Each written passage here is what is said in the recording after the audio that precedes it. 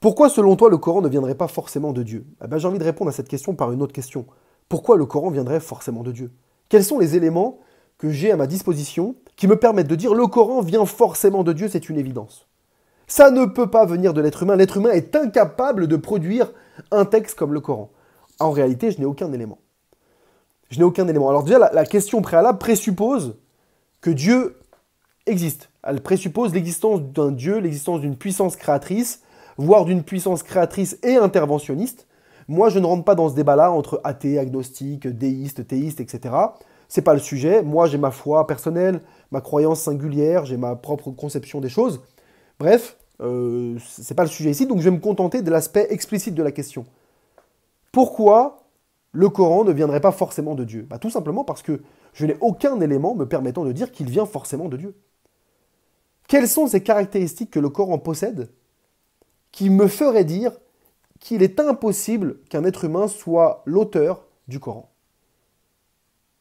Que ce soit sur la forme ou sur le fond, je ne vois pas. Sur la forme, c'est-à-dire sur l'aspect textuel, syntaxique, lexical, grammatical, etc., il n'y a rien qui ne soit pas, qui soit un élément qui ne puisse pas être, d'origine humaine. Rien. La grammaire coranique peut parfaitement être produite par un homme, la syntaxe coranique également, les champs lexicaux utilisés, bref, le style littéraire peut parfaitement être une production humaine. Alors ceci fait référence d'ailleurs au défi que lancerait le Coran sur l'inimitabilité du Coran, les Hergès, qui ferait que, selon la compréhension classique, le Coran est inimitable. Il est impossible de produire une sourate ou un bout de sourate ou un verset qui imite le Coran. Alors si on entend par là une imitation de style dans la forme, dans le texte, c'est parfaitement imitable. Il suffit de déterminer les caractéristiques textuelles, littéraires du Coran et de produire un texte qui coche toutes les cases. Avec finalement la rythmique sémitique, etc. etc. Il suffirait de déterminer, et comme cela d'ailleurs a été fait, de déterminer les caractéristiques textuelles du Coran, les caractéristiques littéraires du Coran, et de produire un texte qui, finalement, coche l'ensemble des cases sans problème. Donc c'est imitable. Sur le plan de la forme, rien ne me permet de dire que le Coran ne peut pas venir de l'homme. Sur le plan du fond, maintenant, si on dit que le Coran vient de Dieu, d'un être donc parfait, puissant, tout sachant, qui ne peut pas se tromper, qui ne peut pas commettre d'erreur, qui ne peut pas être imprécis, être confus, alors je dois retrouver ces caractéristiques-là dans le Coran. C'est-à-dire que le Coran ne doit pas être confus, ne doit pas être ambigu, doit être précis, ne doit pas commettre d'erreur, d'imprécision, d'incohérence, etc., etc. Or, c'est pas ce qu'on constate. C'est-à-dire que dans le Coran, on va constater qu'il y a plusieurs passages qui sont flous, qui sont ambigus, qui ont fait naître d'ailleurs moult divergences d'interprétation parce que justement, il y a imprécision dans le texte, ou des fois même sur le sens à donner à un mot, à un terme, qui peut finalement changer le sens de la phrase. On va se rendre compte qu'il y a des versets des fois qui se contredisent, ce qui a fait naître dans la théologie classique le principe d'abrogation. C'est parce qu'on avait des versets qui se contredisaient dans le sens que l'on a mis en avant le principe d'abrogation qui vient faire dire, écoute, tel verset, en fait, c'est pas qu'il se contredit, c'est que tel verset vient abroger tel autre. Sauf que ce principe d'abrogation est un principe qui, finalement, est, dans la manière de l'utiliser, est très flou en lui-même. Pourquoi? Parce qu'aucun verset coranique ne nous dit tel verset en abroge tel autre. De la même manière que les théologiens qui reconnaissent ce principe d'abrogation ne sont pas tous d'accord sur le nombre de versets abrogeants et abrogés, ne sont pas tous d'accord sur quel verset est abrogé et quel verset est abrogeant. Donc il y a un vrai flou ici, encore une fois, qui est présent dans le texte coranique. De la même manière que dans les variantes de récitation du Coran, on va avoir des variantes de prononciation qui ne changent pas le sens, mais on va aussi avoir des variantes de prononciation qui changent le sens. Du Coran. Donc ici, on a affaire à finalement des fois, en quelque sorte, deux Corans. C'est peut-être un peu fort comme mot, mais en tout cas, deux façons de lire et de réciter le Coran qui qui vont engendrer des prononciations différentes, certaines ne modifiant pas le sens du texte, certaines modifiant complètement le sens du texte. Et on a plusieurs exemples de cela. Donc ici encore, on est face à un flou ou une incohérence ou quelque chose d'ambigu.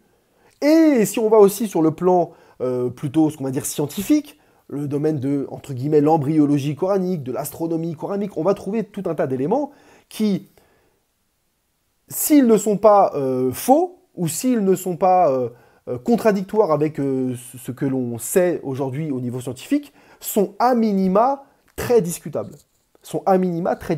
Bref, autant d'éléments qui font que rien ne me permet de dire « cette œuvre-là ne peut pas venir d'un être humain ». Elle est trop parfaite, trop exceptionnelle. Non, au contraire. J'ai tout un tas d'éléments qui font que je me dis, bah écoute, ouais, en fait, bon, il n'y a rien qui... pourquoi je considérais... En fait, c'est ça la question. Pourquoi je considérais ce Coran comme divin absolument? Au nom de quoi?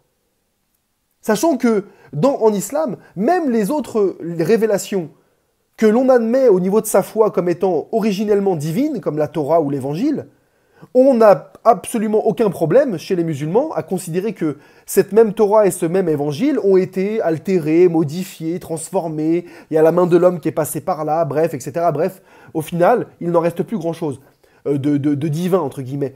Qu'est-ce qui ferait que le Coran sorte du lot? En quoi le Coran, dans son fond ou dans sa forme, ferait qu'il ne peut pas être un ouvrage humain? Bah moi, je ne vois pas. Et ici, quand je dis je ne vois pas, je ne vois plus en réalité, parce qu'on pourrait me dire, oui, mais tu dis ça, mais pendant 20 ans, tu as été musulman, comment... C'est-à-dire que pendant 20 ans, tu considérais que le Coran n'était pas divin? Alors non, évidemment. Évidemment que dans mes débuts, j'ai été ému par une foi aveugle, où je me suis fait laisser convaincre par un argumentaire finalement assez friable, assez même fallacieux, mais bon, dans la forme, il était convaincant. On me parlait des vérités scientifiques du Coran, on me parlait justement de l'inimitabilité du Coran, que pendant des siècles et des siècles, personne n'avait réussi à reproduire le Coran, le texte coranique, à l'imiter, bref, tout un tas d'éléments qui font que ce Coran ne pouvait être que divin finalement. Et j'étais jeune, j'avais 17-18 ans, je me suis laissé convaincre. Et puis, très rapidement, il faut savoir aussi que on a ce discours redondant qui nous met en garde contre le questionnement, contre le trop de questionnement. D'ailleurs, pas que dans ce sujet-là, dans tout le domaine religieux en général, parce que c'est la porte-entrée aux insufflations du diable, aux waswas du shaitan, etc. Et donc, finalement, j'ai pas osé questionner. J'ai osé questionner le Coran, mais pas sur son origine divine. J'ai osé questionner le Coran sur son exégèse, sur le sens qu'il pouvait véhiculer, sur le message qu'il véhiculait, comment comprendre tel segment coranique par rapport à tel autre, quelle approche il fallait finalement avoir du Coran, est-ce que le principe d'abrogation était vraiment un principe cohérent, attesté, etc. C'est ça que j'ai questionné dans le Coran. Mais j'avais jamais osé questionner l'origine divine. Parce que finalement, oser questionner cela, c'était potentiellement tout remettre en cause. C'était potentiellement tout discuter, et peut-être que tout pouvait s'effondrer. Donc je n'ai jamais osé. Je n'ai jamais osé jusqu'à ce que, dans mon cheminement, finalement, constatant de multiples incohérences, de multiples contradictions et autres choses ahurissantes dans l'islam, dans la religion musulmane, eh bien, à un moment donné, j'ai été au bout du bout et j'ai osé questionner le Coran. Mais finalement, pourquoi je considère que le Coran vient de Dieu? Au nom de quoi? Au nom de quoi? Sans discuter Dieu ou pas Dieu, mais déjà, qu'est-ce qui me permet de dire que ce qu'on me présente là vient de Dieu? Tiens, je te présente un livre, ce livre vient de Dieu. Tu dois y croire. Et si tu ne crois pas qu'il vient de Dieu, tu finis en enfer. Ok, très bien. Qu'est-ce que j'ai comme preuve? Quels sont les éléments que j'ai devant moi qui me disent « ce livre vient de Dieu » ? C'est quoi? Qui font que je peux dire « mais c'est obligatoirement divin ». Ça ne peut pas en être autrement. Je n'ai aucun élément. Et on n'a su m'apporter aucun élément. Et en 20 ans, je n'ai trouvé aucun élément. En réalité, et j'ai simplement acté cela, j'ai osé questionner et j'ai osé accepter la conclusion qui s'imposait à moi, tout simplement.